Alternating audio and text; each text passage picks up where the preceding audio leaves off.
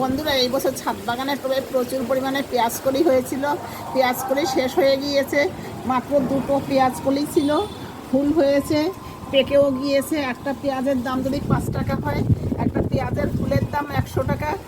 তোমাদের কেটে দেখাচ্ছি পেঁয়াজের ফুলের মধ্যে কি থাকে।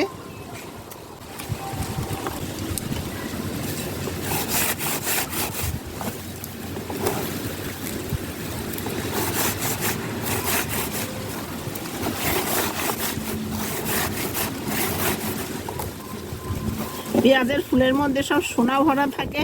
এই একটা পেঁয়াজের ফুল থেকে কম করে 100টা গাছ হবে।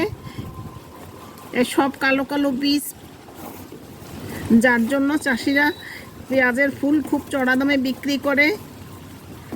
এই বীজ আমি রেখে দেবো আগামী বছর গাছ লাগানোর জন্য।